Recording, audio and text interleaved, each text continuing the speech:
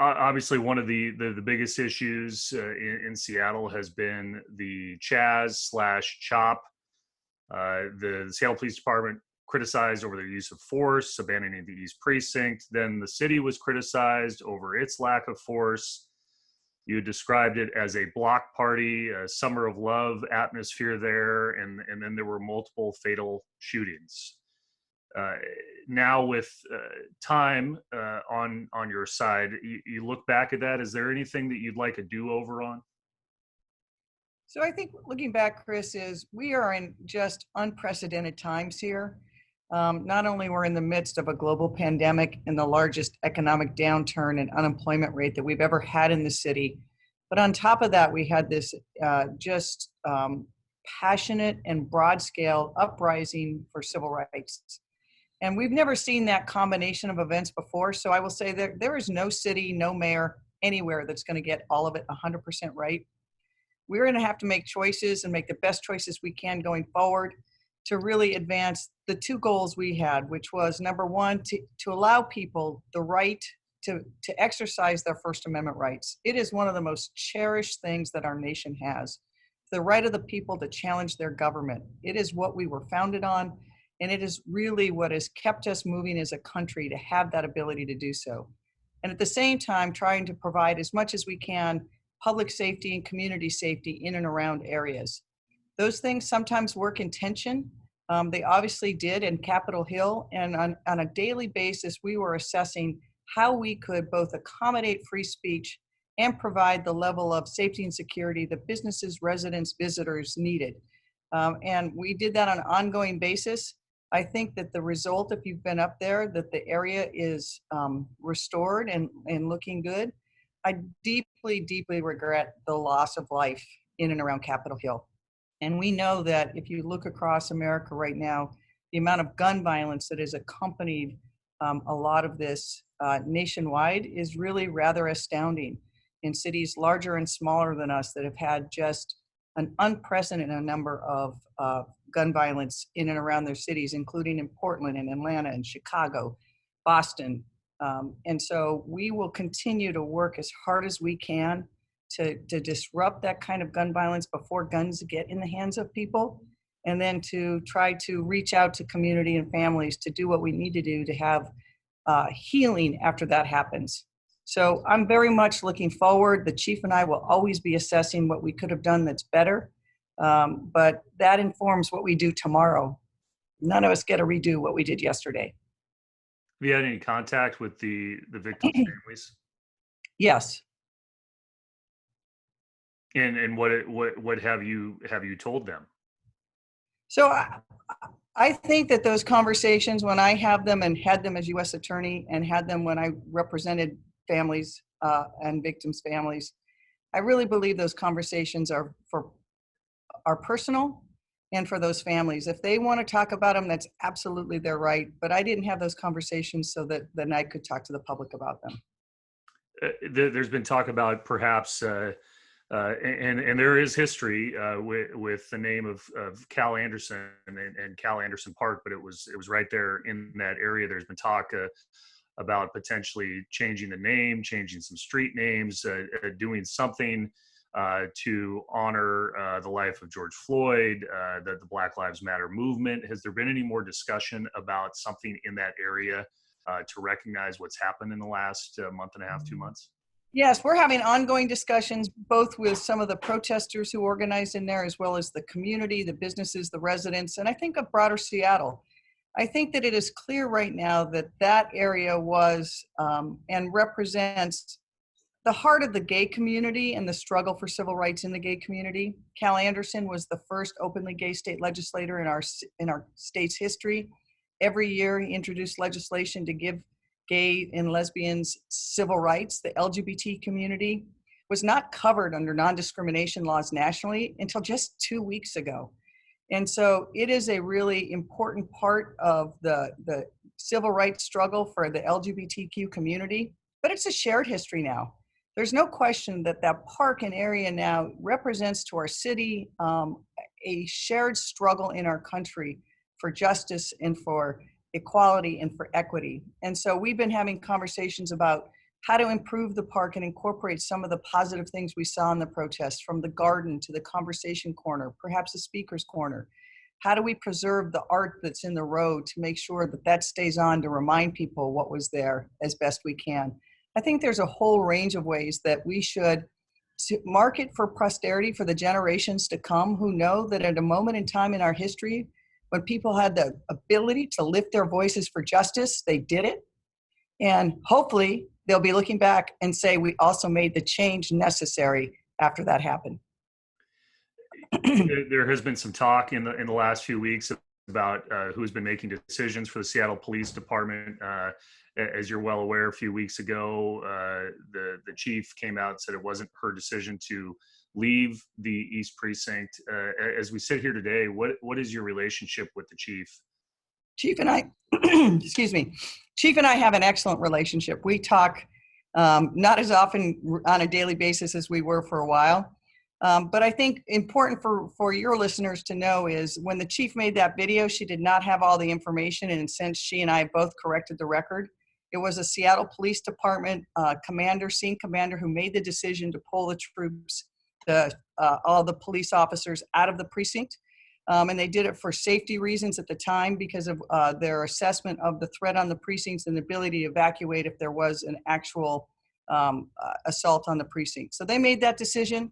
But the chief and I have an excellent decision. I think that she is one of the strongest chiefs in the country. I think she's going to lead the way in showing how you can reimagine a police department and make sure that you both do protect community safety, but also do it in a different way that addresses some of the strong community concerns that we've heard very loudly in the streets and in the meetings that we've had over the last 3 weeks. As you know, though, we're continuing to hear complaints about use of force in the clearing of the area, the CHOP, about potential use of pepper spray and chemical agents. How do you answer for the chief and the use of some of those chemicals, given that they're not supposed to be in use right now? So 2 things. Number one, what people should really understand is we have spent the last 10 years in the city of Seattle building a very strong system of oversight for police officers if there's ever an allegation of use of force. It gets reviewed by the independent OPA. The referrals are automatic. They can also be made by residents or businesses or anyone who's an observer. I've met with OPA to ensure that they have all the resources they need to determine whether uses of force were appropriate or not. Nobody looking at a 10-second video can make that judgment. You actually have to look at the body cam video for officers in and around. You talk to witnesses. You make a determination, and that's what the OPA does. So I think that, one, we have a system in place, and part of allowing that system to work is to trust it to work and let it work and provide the resources. So I met last week with OPA and OIG to ensure that they had the resources they needed, and they were looking at these very issues. Second, as part of the training for the operation in Capitol Hill that the department did, was to make sure that everyone understood the parameters of Judge Jones's decision and what that decision required of them and what types of force and tools they could use. OPA will look at those cases too to make sure that it really was in accordance with Judge Jones's decision. But the police department came up with the operational plan. They trained on it very hard. And so I think we've got a system in place to make sure that if force was used, we determine whether it was used appropriately, and if it wasn't, that officers are held accountable. So along these lines, as you know, the Seattle City Council has been holding hearings about defunding the police. There was a rather lengthy presentation yesterday. Your initial proposal talks about cutting $20 million by the end of the year, but you've asked for models that could cut significantly more from the police department budget. Where does that stand? So we are doing a very depth-in look with Chief Best herself and her team looking at the department, not just on numbers. Target numbers themselves are irresponsible if you're not looking at the functions and what the police should be doing versus what perhaps other people can and should be doing. But it takes time to build that up. As you know, Chris, we have Health One, which is a national model, someone on the lines of Medic One. We had multiple calls of people with behavioral health issues in downtown Seattle. The police were getting called to repeatedly. Often it involves somebody experiencing homelessness who was having behavioral health issue, and people would call 911. Police responding to that really only have two choices. They either take them to Harborview Hospital or to the jail.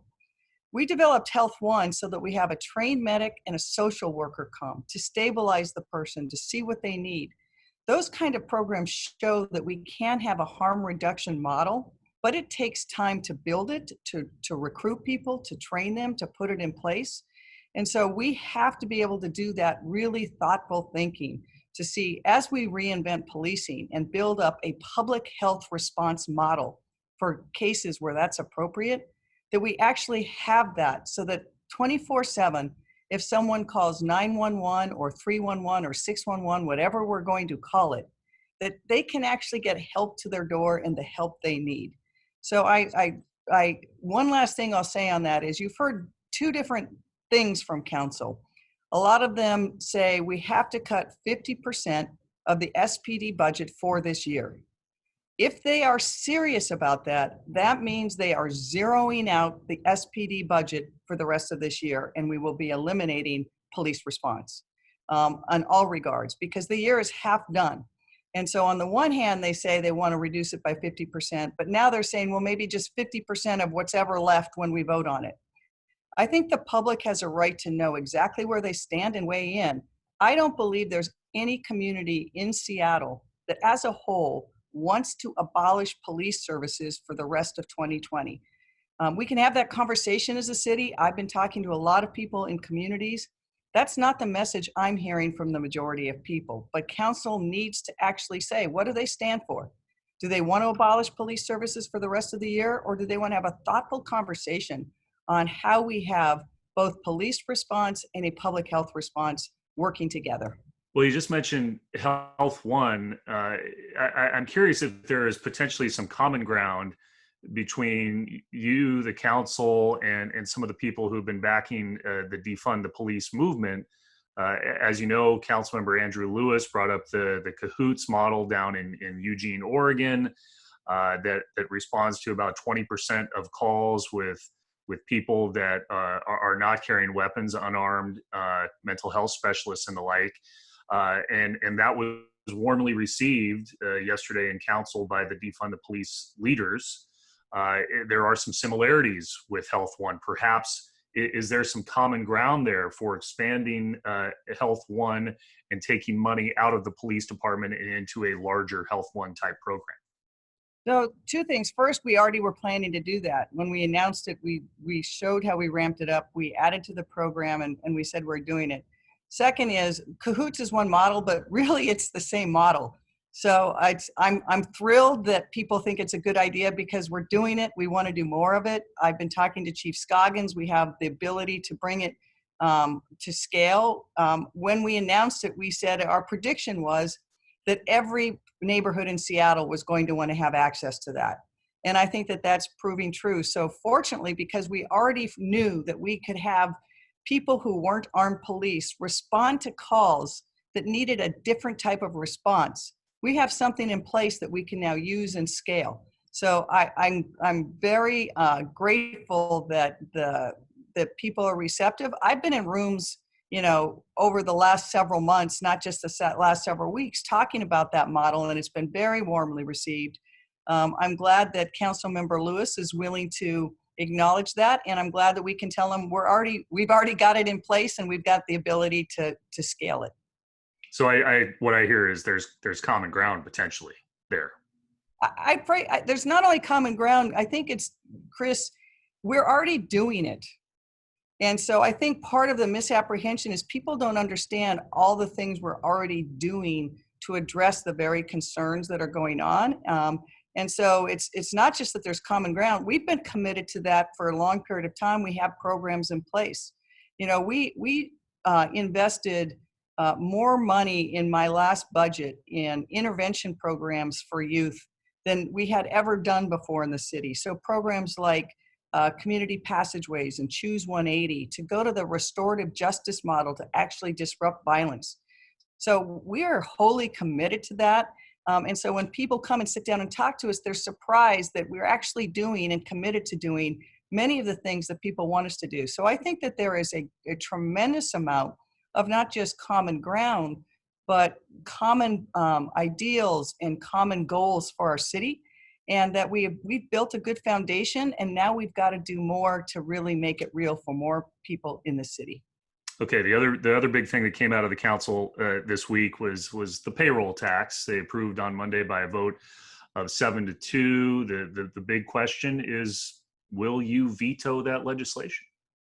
We've stated that I've not yet been able to talk to Councilmember Mosqueda to have her answer some of the concerns that I've raised about the payroll tax that are raised. Is, look, we are in the most significant economic downturn our city has ever had.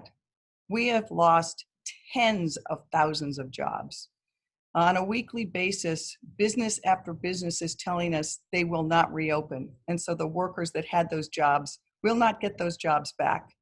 And so we need to make sure that whatever we put in place is something that can make sure that we can recover economically and thrive as a region. I absolutely believe that we need new revenue and we need progressive revenue.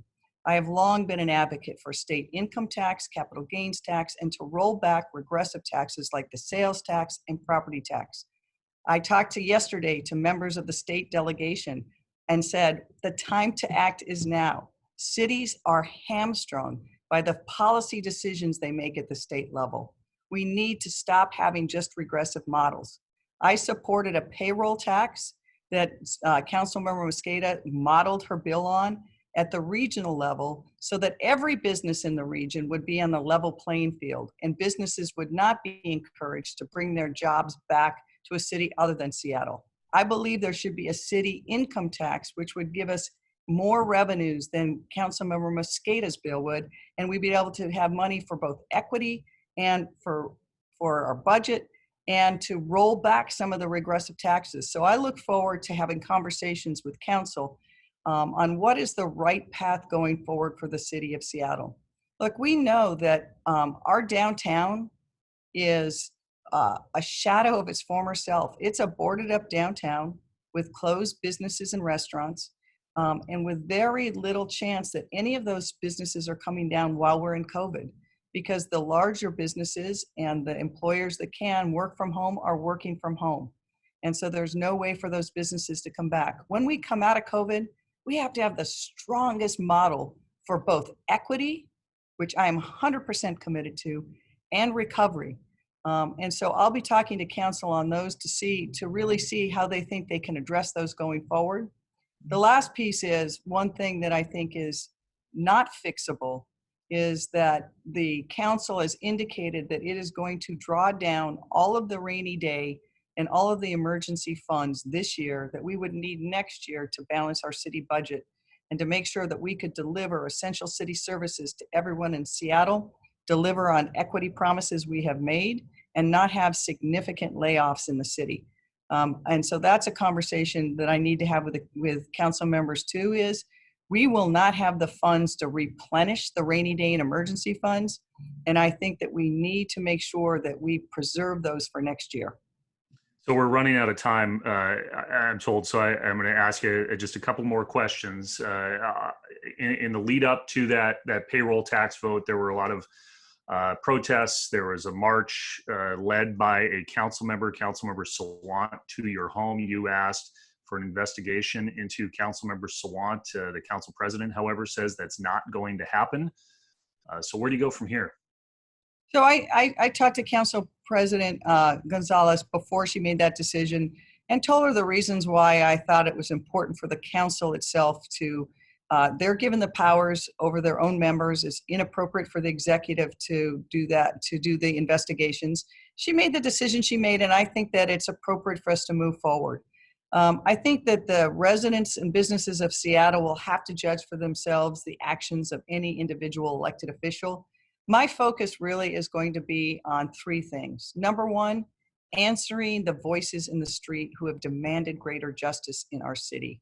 We have this moment in history that we have to answer. And if we don't make changes now that actually do dismantle systemic racism and build more equity, then shame on us. Second, our COVID cases are escalating every day. It has come back as an incredible threat to our city and state. And so we have to take every step we can as a city to make sure that we keep residents safe, that we don't have to close businesses down again, and that we provide the supplies that our healthcare workers are going to need should there be another surge in the hospital cares. And then third, we know that at some point COVID will be vanquished. We will get a vaccine and we'll start coming together again. Every city in America is going to come out of this economically hurt, with very little prospects unless they've taken the steps during this crisis to be ready for when that happens. And I want to make sure that Seattle is ready, that we are ready to come back economically, and that we're ready to come back better than we were before because we're more equitable in our economy. So those are the three fronts that I'm going to focus all my energies on. And then I guess the fourth is we still have a city to run, and people expect the city to deliver the services, whether it's, electricity to their house or the garbage pickup, their roads open and the like. So we're going to do all those things moving forward and not get distracted by a lot of the noise that we hear from other places. Last question, because we're out of time. Are you still having fun as mayor? This is the big city mayor job right now, I will tell you, is the hardest job in the country, bar none. And one of the things I'm able to do is talk to mayors around the country, and it's always good context because every city is going through what we're going through, sometimes in different ways and different scales. The thing that makes it worthwhile is when history is written, I want our city to have shined, to have really made the tough choices to make a difference. And that when we come out of this, we can say, we can look at the horizon and think, you know what? We played our part in history. We couldn't do it all, but we did our part really well. And we're still going to be the best city in America.